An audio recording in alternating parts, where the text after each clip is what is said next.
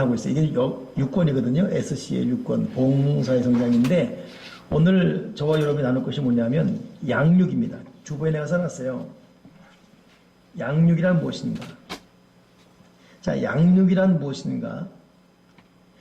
근데 이 양육이란 무엇인가를 공부하기 위해서 먼저 사도 바울이 데살로니가 교회에 말을 전하면서 자기가 어떤 양육하는 자의 자세로 있었는지를 기록하고 있어요.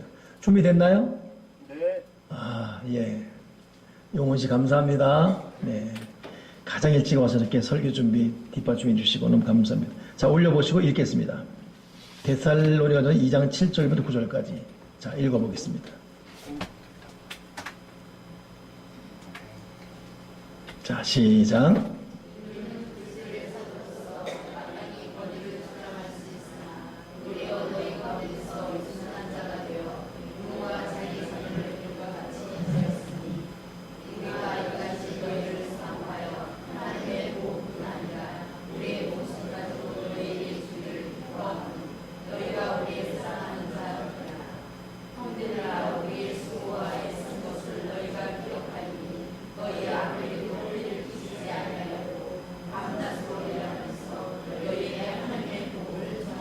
아멘. 여러분, 이거 지금 화면에 있는 거 잘 보시면서 조목조목 한번 살펴볼 텐데, 양육이 뭔지 아시죠?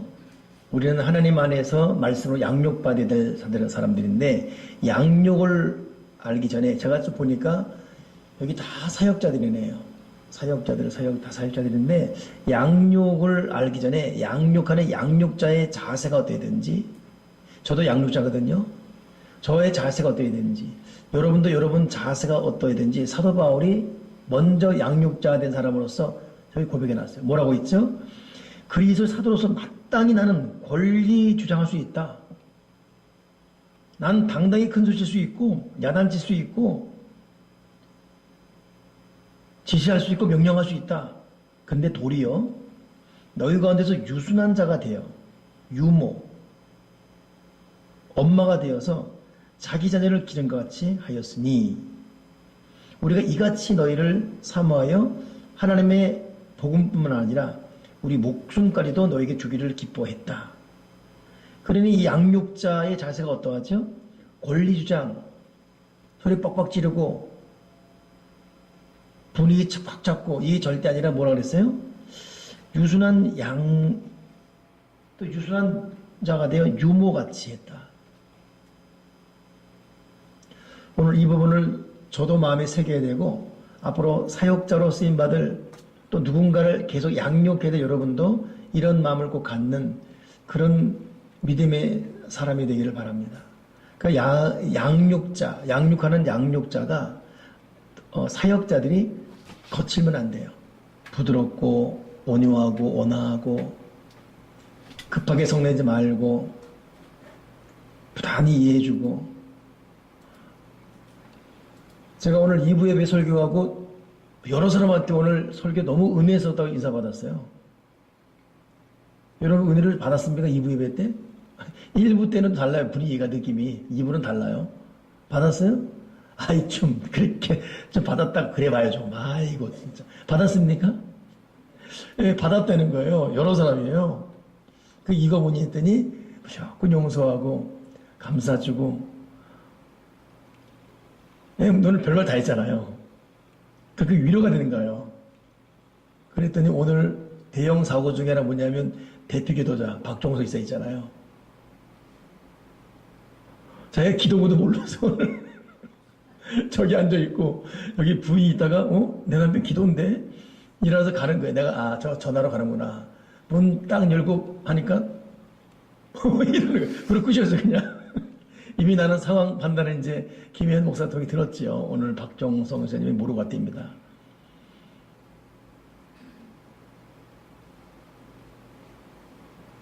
근데 오늘 이미 내가 2부 때 설교를 그렇게 해놓으니까 축도 끝나고 야단을 못 치겠더라고. 웃고 다녔죠. 왜 더 막 기고만장하는 거야, 목사님?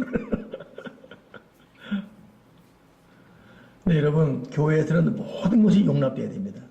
그렇지, 동의하십니까?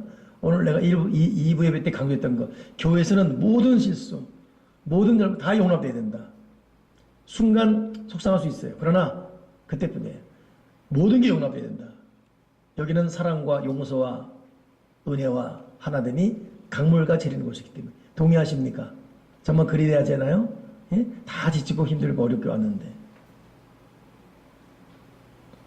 지난주에는 우리 또 정대현 선생님이 또 대형사고를 쳤어요. 항상 9시면 딱 예배인도야 되거든요. 오죽 피곤하면 늦잠을 잔 거예요.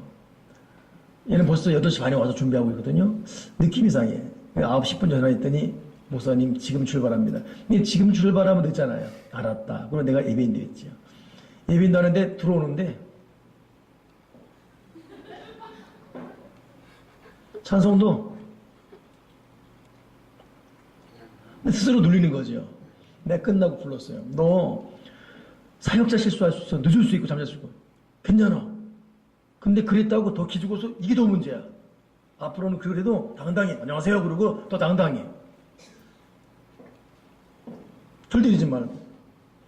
여러분 우리가 사역하다 보면 때로는 늦잠 자서 늦게 올 수도 있고 때는 실수할 수 있고 사람에게 지탄받을 만 행동할 수 있고 그러니까 우리가 다 사람이 그럴 수 있는 거 아니에요? 그렇지만 아버지 앞에서 우리 자유합니다. 그렇죠? 그런 사람에 대해 지적할 권리 없어요 우리한테. 그랬냐고 그냥 받아줘야 됩니다. 아멘이시죠? 진리를 알진 진리가 너희를 자유케 하리라. 이 복음적 자유 이것이 우리에게 충만하기 바랍니다. 그러니 사도 바울은 너무 복음적인 사람이 되다 보니까 내가 권리 주장 마땅히 할 수 있다. 근데 나는 유순한 자가 되어 유모가 자기 자녀를 기름같이 그립겠다. 그리고 나는 내 목숨까지도 너희를 위해 다 내어줄 수 있다. 도리 이것을 기뻐한다. 그리고 여기 이런 이 참 아름다운 마음만이 아니라 더 나가서 어떤 말을 하고 있냐면 내가 근데 일하면서 내가 일했으니 생색내고 내가 일했으니 이만큼 알아달라는 것 그것도 없어요. 도리어 그것도 폐해가 될까봐 밤낮으로 일하면서 아무에게도 폐를 끼치지 아니라고 수고했다. 이게 얼마나 참 겸손하고 얼마나 참 인격적이고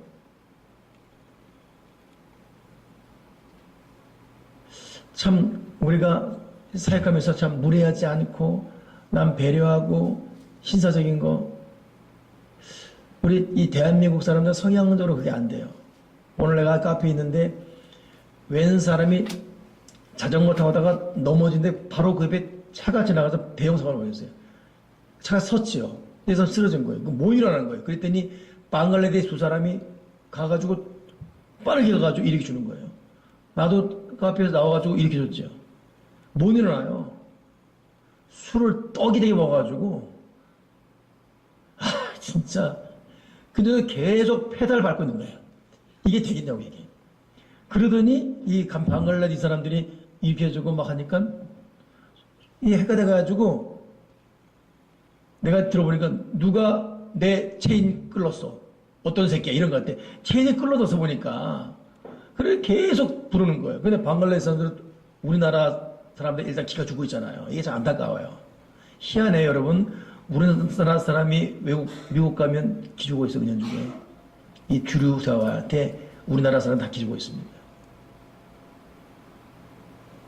딱 보여요 미국 가면 그게. 어쩔 수 없어요.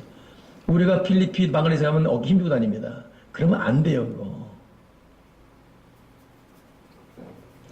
오 근데 막 방글라데시 막 잡으려고 하니까 이 사람은 겁먹은 거예요. 내가 빨리 가라고. 그래 내가 가로막았죠.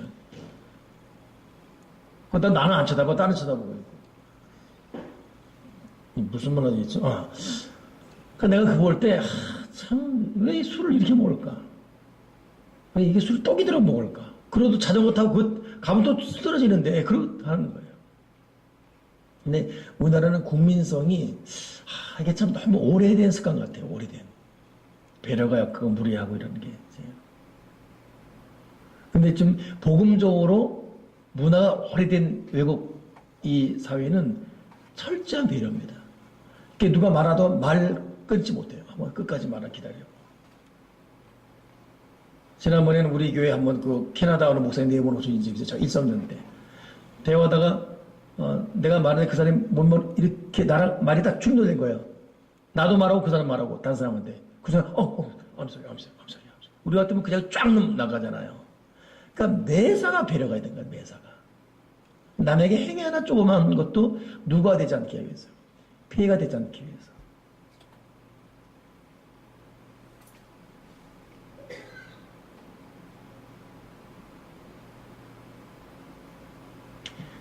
야, 제가 이번에 그 힘든 선택이라는 그 힐러리 그 전 국무장관의 자서전 책을 읽고 있거든요. 너무 두껍다고 지금까지 읽고 있어요.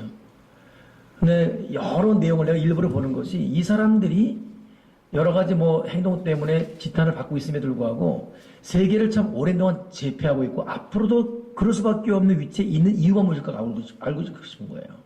내가 이번에 작정하고 힐러리 거 읽고 이어서 샌더슨이라고 그 동행자 그 사람 거 읽고 이어서 미국인 1, 2 이거 읽으려고 그래요. 한번 더 섭렵해 보려고 그래요. 도대체 미국 사회 역사는 무엇인가? 왜 무엇이 이들을 강하게 만들었을까 한번. 근데 내가 이번에 느낀 게 하나 뭐냐면 세상에 중국과 결정적인 어떤 그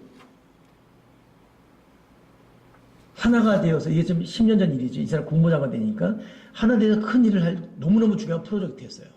그 내일 예를 들면 내일 발표할 거였어요.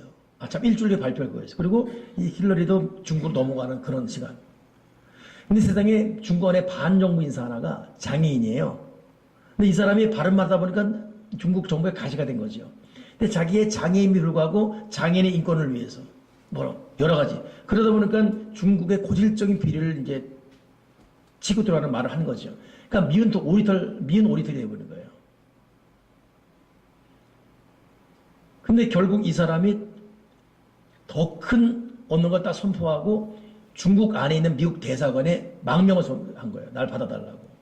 그러니 이 중국 안에 있는 미국 대사관은 비상 걸린 거죠. 이런 일이 생기면 바로 본국에 전화하거든요. 그러니 국무장관은 서열 4위예요. 대통령 하기 전에 이 사람 먼저 갑니다. 이 사람 받아줘야 됩니까? 말아야 됩니까? 그때 힐러리는 이걸 받아주면 중국과 모든 게 끝나는 거예요. 모든 게 게임 아웃 안 되는 거예요. 그러잖아요. 지금 미국 중국과 좋은 관계로 딱 하나 되는데 자기들 가시 같은 사람 받아주면 끝나는 거죠. 다 쓰다 보면 미국도 결정적 실수가 되고. 그때는 오바마 대통령 열린 사람임에도 불구하고 보고 있더니 오바마 대통령 그거 지력해 하십시오 하면 안 됩니다. 이런 오달 내는 거예요. 일 망치지 마세요 이렇게. 근데 마지막 이거는 이제 오바마한테 그 얘기도 받았고 딱 갖고 있는 거죠. 근데 딱 하나 미국의 가치가 무엇인가 했어요. 미국의 가치는 뭐 이것 때문에 자기는 밤새 생각 미국의 가치는 뭐죠? 미국 가치는 인권이다. 약한 자가 기댈 만한 힘이 되는 것은 각 나라에는 미국 대사관의 상징은 무엇인가? 누가 오든 받아주는 것이다. 국익에 손해가 오더라도 약자를 받아준다. 이 미국의 이 가치, 평등, 화합, 배려, 이 가치 이것 때문에 그걸 받아들여 오다 내린 거예요. 이것 때문에 일사불란하게 그래서 받아준 거예요. 세상에 받아줬더니 일이 끝날 전에 도리어 중국이 이걸 그대로 받아주면서 화합이 돼버린 거예요. 그게 나와 있는 거예요. 나는 그거 보면서 이 힐러리라는 이 대선 이 주자의 이 가치라는 것. 여러 가지 이해관계도 있지만 우리의 존재 가치는 무엇입니까? 우리는 왜 존재하는가? 그러니까 원칙이 딱 서 있는 거예요, 원칙이. 참 멋진 사람 같아요. 근데 나 이번에 힐러리가 대통령 되면 좋겠는데 트럼프가 막 올라오고 있죠. 지금 동률이에요, 동률. 나 트럼프가 되면 실망할 것 같아, 미국 사람들한테. 그 사람 정말 자국주의 아닙니까? 다 소유했고, 다 자기밖에 모르는 사람인데, 트럼프는. 참, 그런 거 보면서, 이 가치, 상대를 위한 인권, 인격, 이걸 존중하는 이 문화, 이런 이 국민성들. 어찌 보면 참 그런 우리가 배워야 되지 않겠습니까? 근데 이 복음이라는 게 지금의 그런 이 앞서가는 선진 문화의 토양이 된 이 근간이 되고 있어요, 이게. 오늘 바울도 그 말 아닙니까? 내가 권리가 주장이 있다. 난 큰 소리 칠 수 있어. 내가 너에게 야단칠 수 있다. 그러나 나는 유순한 자가 되어 유모가 엄마처럼 기는 것처럼. 그리고 너희한테 폐를 끼지 않은 건 했다. 이 얼마나 신사적이고, 이 얼마나 참 예의가 있고, 얼마나 참 배려가 있고, 자기 이익, 자기 계산하지 않고. 이것이 여러분, 양육자의 자세라는 것 잊지 말고 살아가는 자기 생각, 자기 계산, 자기 이익 결코 손해보지 않고자 하는 이 마음. 여러분 이거는 양육자 자세, 사역자가 아니지요. 우리 복음 안에 변화되어진 그런 사역자의 길을 꼭 걷는 저와 여러분 되기 바랍니다. 그러면서 이 사도 바울이 또 한 가지 한 말이 있어요. 자, 2장 11절 읽어보세요.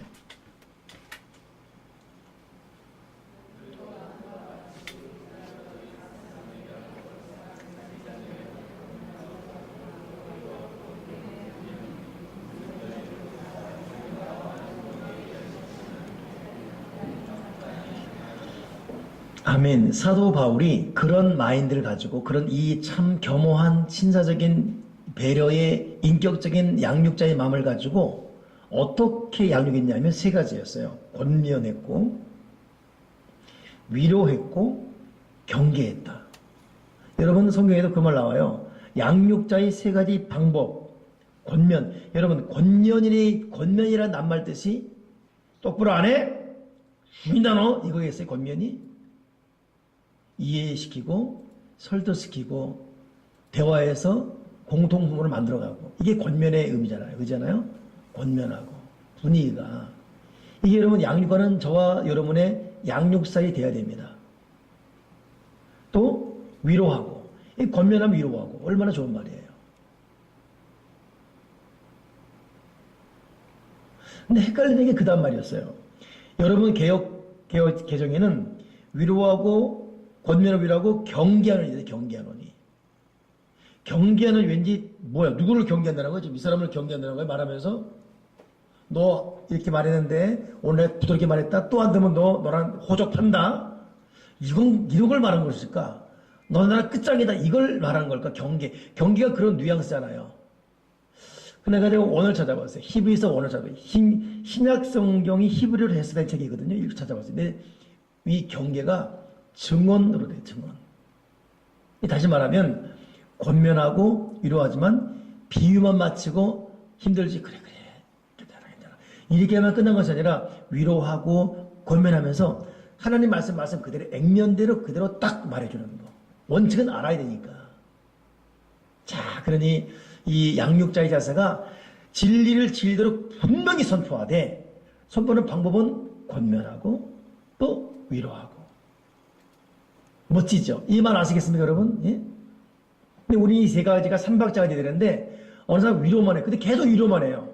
그러니 위로받은 사람은 자기가 잘못 몰라요. 감정적으로 끝나요. 둘 다 주는 겁니다.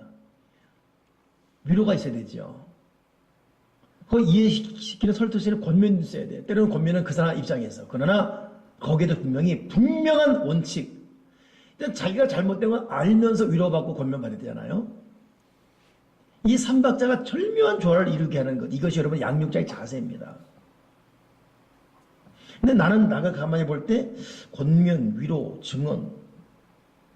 제가 여러분 할 때 말고 어떤 동료들 할 때 보면 저는 위로만 많이 할 스타일이에요. 이게 잘못하면 여러분 아부군 됩니다. 아부군. 여기서 이 사람 위로해줘. 둘이 싸웠단 말입니다. 막 위로해줘요. 저기서 또 저 사람 위로해줘요. 이런 박쥐 되는 거예요. 아부꾼 되는 거예요. 그리스 신앙에는 증언의 논리와 그 방법을 권면하고 위로하고. 그러니 사도 바울이 오늘 이 데살로니가서 2장 7절부터 11절까지는 양육자의 마인드와 함께 하는 방법을 잘 말해놨습니다. 이것은 비단 여러분 교회 안의 사역자만이 아니라 부모가 자식이 할 때도 마찬가지예요. 예를 들어서 우리 대현이 의원이가 좀 목이 부었대. 대현이가 오늘 찬양도 못했어. 목이 부었다고. 그리고 오죽하면 목사 오늘 좀 쉬겠습니다. 그러고 가는 거예요. 나는 어떻게 데리고 와서 궁금해요. 쉬어? 나 죽을래? 따라와. 안 따르면 너 호적한다 엄마? 들어와! 이렇게 왔을까? 아니면 대현아 얼마나 힘드니? 그래. 쉬어. 근데 만약 그렇게 괜찮으면 예배 드려도 되고. 그래, 네가 선택해라. 그러고 왔을까? 모르겠어요. 어떻게 왔을지. 여러분, 양육자가 자식에게 대해도 그렇고 우리 사역 현장에서 그렇고 증언에 분명한 논리를 갖고 때로는 권면, 때로는 위로. 이 절묘한 조화. 그래 여러분 아무나 양육자가 되는 게 아니에요. 증언만 갖고 하면 딱딱해요, 사람이.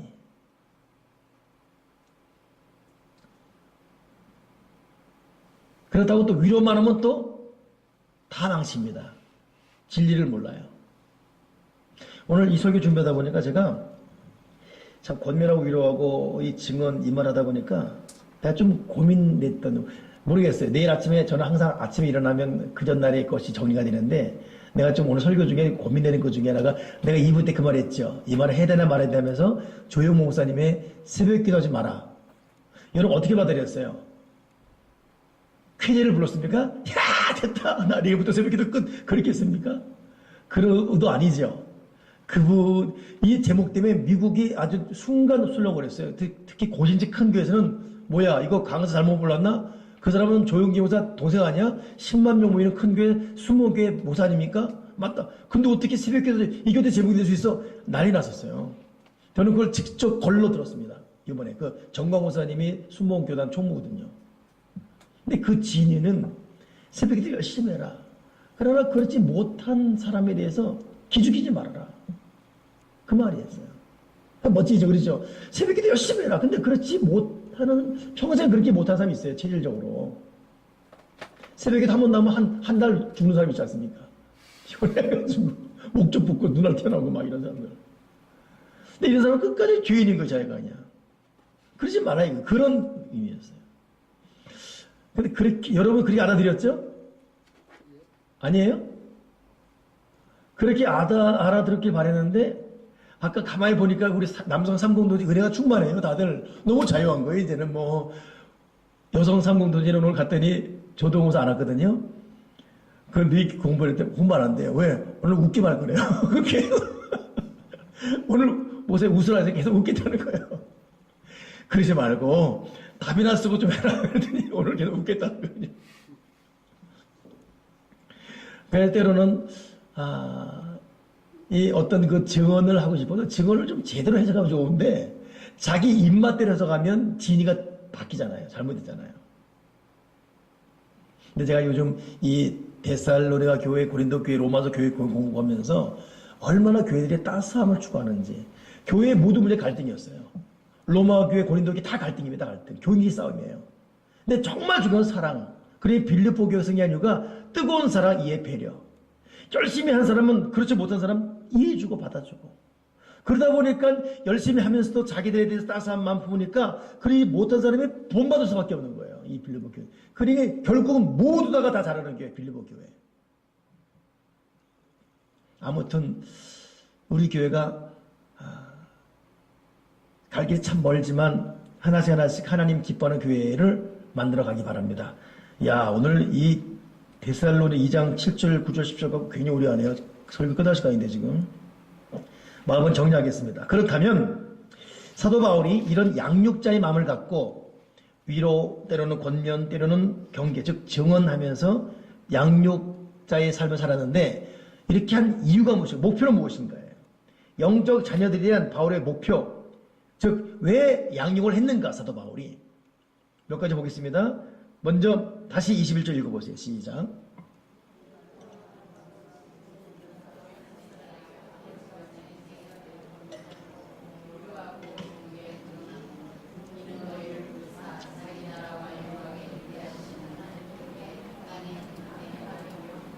아멘. 자, 양육의 첫째 목적 뭡니까? 하나님께 합당히 행하게 하게 합니다. 여러분, 우리가 맡은 양무리들, 결국은 여러분 결과적으로 그들이 하나님께 합당하게 살아가는 것이 결과가 돼야 됩니다.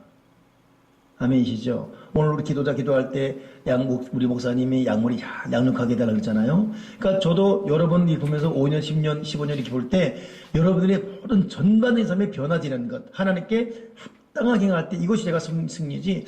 그러지 못하면 여러분 뭐 교인 수가 늘었다, 뭐 건물이 있다, 뭐가 잘됐다, 아무 꽝이에요, 꽝. 우리 교인들이 하나님 앞에 합당하게 살아가는 것, 이것이 생활의 실체가 되는 것, 이것이 여러분 양육의 승리이죠. 이건 셀레도 마찬가지예요. 셀레들도 여러분 셀 가족들이 아무튼 1년 딱 맡아서 했는데 하나님 뜻 앞에 해노하고 있습니다. 이게 2년 3년 됐는데 변화되고 있는 거예요. 그 승리죠. 어린이부 학생부 마찬가지로 이들이 잘 커서 이 거룩한 이 양육이 계속 전수되고 있고, 양육의 첫째 목적 뭐라고요? 하나님께 합당하게 행하게 하는 두 번째 읽어보세요. 골로새 2장 7절 시작.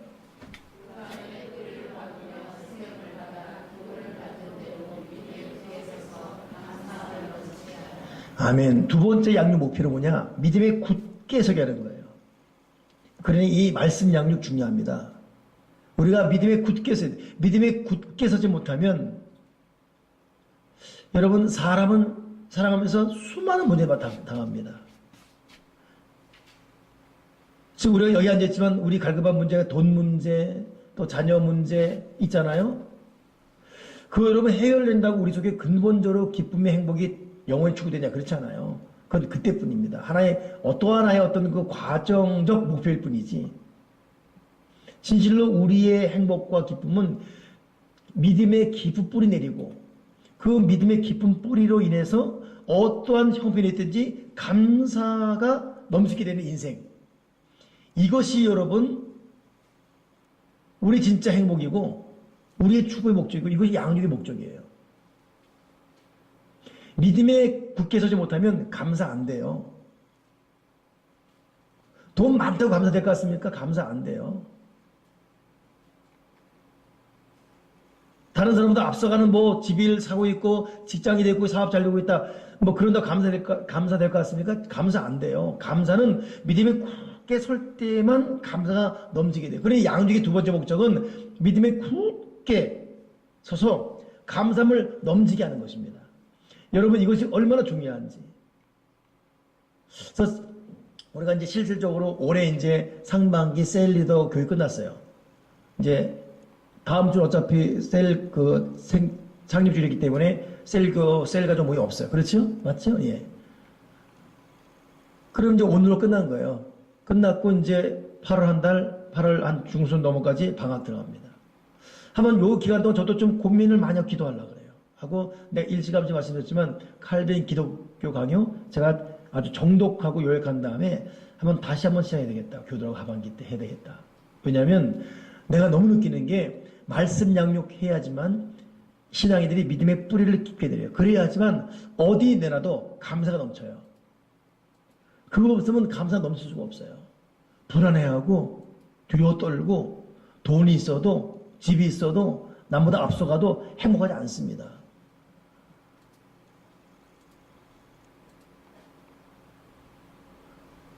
제가 그 말 했죠. 새벽에 했던 것 같은데 우리 선배 하나가 지난주에 모임 갔을 때구나. 예배 끝나고 대회하는데 그 선배 하나가 자기는 평생 목회만 하다 보니까 은퇴하면 정말 자유하게 다 새벽에도 끝나면 이제 등산 쫙 하고 해장국 딱 먹고 바람 딱 쐬서 샤워 타고 이게 꿈이라는 거예요. 그래서 은퇴하고 그렇게 한 거예요. 근데 3개월 딱 했는데 맨날 산이고 맨날 해장국이고 지겨 죽겠더라는 거예요. 그래서 하는 말이 단 20만 원, 몇만 원면 더 좋으니까 아파트 경비원도 좋고 청소 좀 일 좀 했었겠다고. 여러분 사람 그런 거예요. 저는 제가 정말 하고 싶은 게 뭔지 아십니까? 청년처럼 청바지 입고 어제 내가 바지를 2번 왔다 갔다 했네. 반바지 입었다가 나오다가 이해라씨 전화 받고 나 참 축도지. 다시 바지 갈아입고 반바지 입고 축도할 수 없으니까. 근데 이런 날은 반바지 입고 딱 운동화 신고 모자 쓰고 날 모르게 딱 쓰고 때로 선글라스 끼고 배낭을 메고 광화문 그 다음에 명동까지 막 혼자 걷고 음악 듣고 명동 칼국수 아십니까? 칼국수 먹고 또 교보 가서 책 보고 저녁에 빨리 들어갈 일 없이 그냥 그리고 들어오고 있을 때 오고 싶고 내가 그렇게 한 적이 한 번 있었거든요. 한 2, 3일. 와 지겹대. 칼국수 보니까 울렁증 걸리고 순간에 이런 것이 사람에게 기쁨을 못 주는구나. 결국 여러분 저는 저의 기쁨이 여기에서 솟아나요. 여기에서 그리고 혼자 성전을 지키고 있을 때 여기 거닐 때 그러니까 결국 여러분 믿음을 굳게 하고 그로 인해서 감사 넘치는 것 이것이 우리의 추구 목표가 되어야 됩니다. 이것이 양육하는 목표고 나의 목표고 우리가 양육하는 그대의 목표가 돼야 되고. 아멘이십니까? 믿음이 굳게 서는 거. 세 번째, 왜 양육하려고 하는가? 자, 같은 맥락인데 골로새 1장 28절 시작.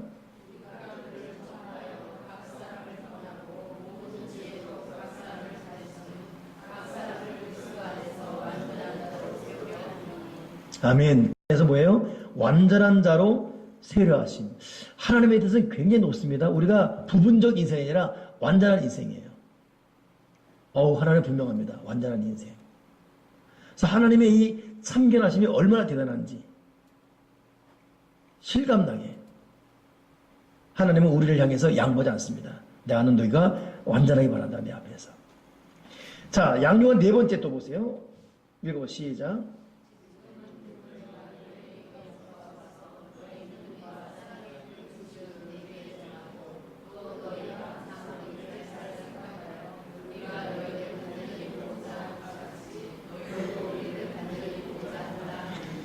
자, 여러분, 요 말 표현 보세요. 지금 양육의 네 번째 목적은 세 번째, 그러잖아요. 그런데 이 양육의 목적이 뭐냐? 믿음과 사랑의 기쁜 소식. 그러니까 너희가 믿음과 사랑이 있다는 소식을 내가 들었다 이거예요. 그래, 양육받은 자들이 믿음과 사랑이 넘치는 삶이에요. 여러분, 양육 제대로 받으면 믿음과 사랑이 넘칠 줄 믿습니다. 믿음과 사랑이 넘쳐나는.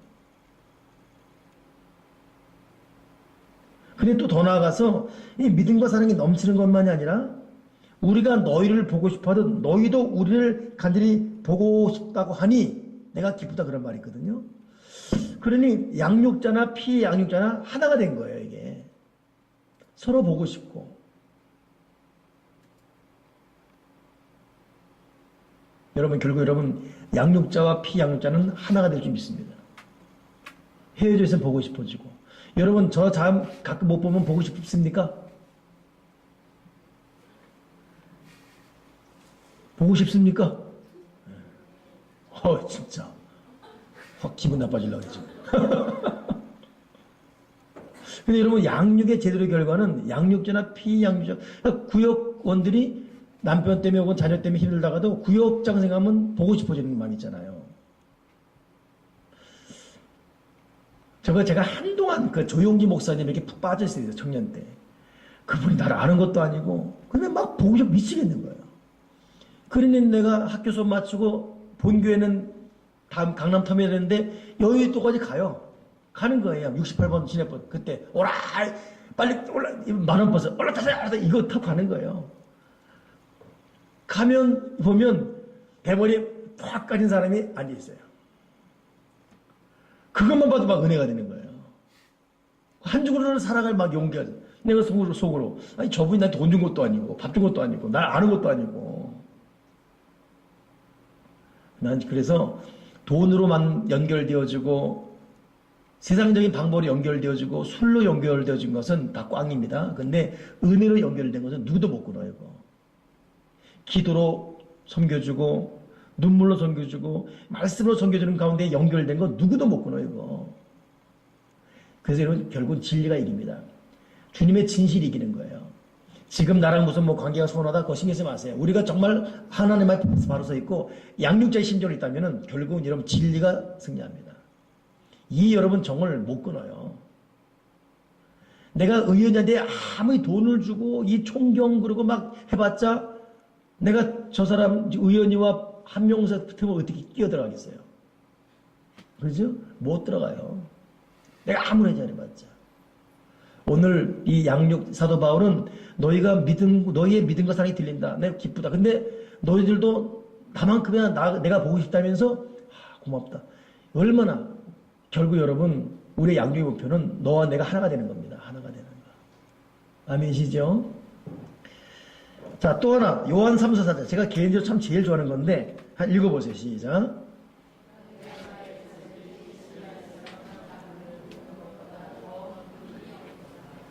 아멘. 내가 내 자녀들이 진리안에 생한담을 듣는 것보다 더 기쁜 일 없도다.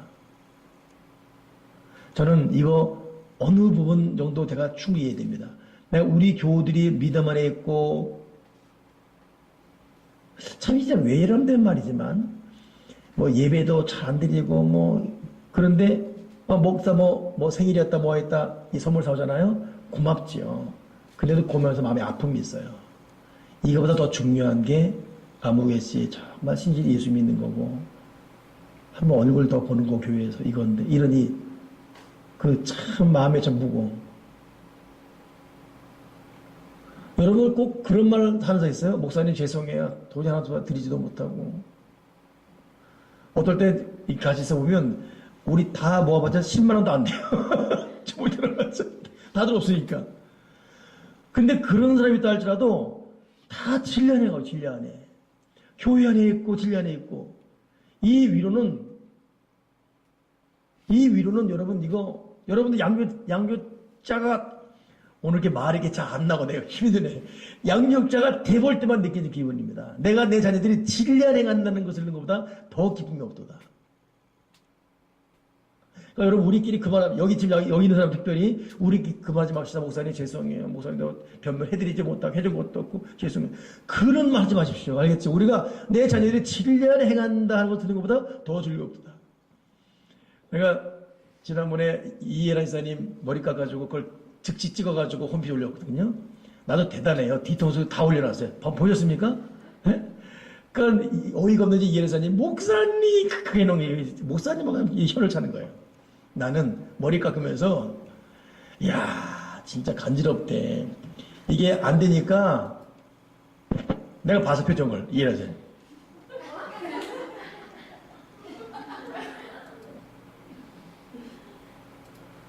나도 숨 못 쉬겠어.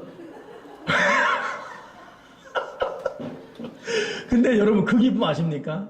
예? 우리 교우가 어떻게 살아보려고 또 한 분의 손을 대고 지금 저 머리 깎으려고 하는 모습 볼 때 내가 눈물 나죠. 예? 저분은 그럴 거야 아마. 우리 모세 어떻게 내 잘해드릴 텐데 나 언제쯤 우리 모 잘해드리지? 뭐가 잘해준 거겠습니까? 여러분 이게 우리 잘해주는 거잖아요. 그렇지 않습니까? 오늘 사도바울이 너무 중요하다는 거예요. 내가 내 자녀들이 진리안에 행한다는 든 것보다 뭐라 했죠? 더 기쁨이 없다. 더. 이거보다 더 기쁨이 없는 거예요. 이거보다. 우리 그렇게 살아갑시다. 아멘이죠. 그렇게 살아가십시다. 마지막 하나 읽고 마치겠습니다. 읽어보 디모데후서 2장 2절 시작.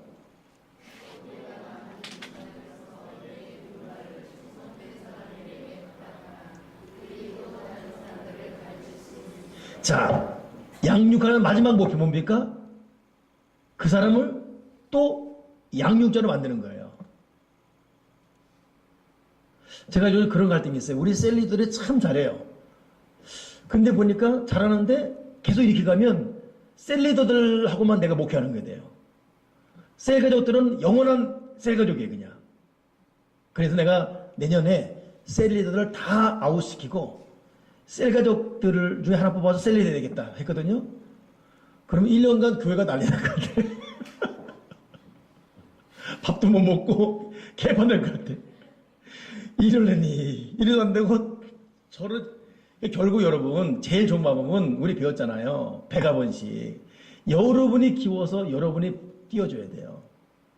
그러니까 셀리더는 영원한 셀리더예요. 그리고 여러분이 6명이 한 조 말잖아요. 지금은 5, 6에서 12명 되면 반 나눌 수가 있어요. 그러면 여러분들이 임명해서 딱 대가 목사님 저희 배가운동에서 이 사람이 6명 띄워줍니다. 분가했습니다. 근데 아직 한 번도 그런 적이 없어요. 지금까지. 계속 그냥 여기가 좋사오니 여기가 좋사오니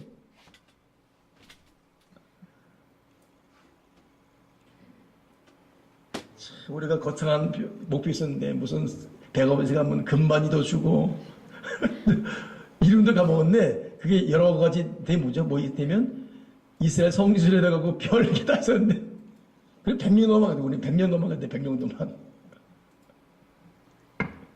그러니까 내가 볼 때 이거 가만 놔두면 셀가족 계속 셀가족이에요. 그냥 계속 그들은 그냥 이 강한 음식 못 먹는 자가 됩니다. 여러분이 풀어야 돼요. 여러분이 배가 번식해서 6명 딱 한번 띄워주는 것 해야 됩니다. 내년에는. 알겠습니까? 하반기 한번 해볼까요, 한번? 여러분이 배가 한번 시켜가지고 하반기 띄워주는 거예요. 6명씩. 한 명 셀리드 세워가지고. 그 목사가 임명하는 게 아니라 여러분이 임명하는 거예요. 그 여러분 같은 사람 만들어 놓는 거예요. 안 믿으십니까? 기도하겠습니다. 하나님 아버지, 오늘 우리를 양육자로 부르심을 감사합니다. 우리가 진실로 하나님 보시 합당한 양육자가 되어서 하나님께 큰 기쁨을 드리게 도와주시옵소서. 예수 그리스도 이름으로 기도드립나이다. 아멘. 자, 생각보다 오늘 시간이 좀 많이 갔지만 기도 제목 보겠습니다. 나눠줬나요? 네, 감사합니다.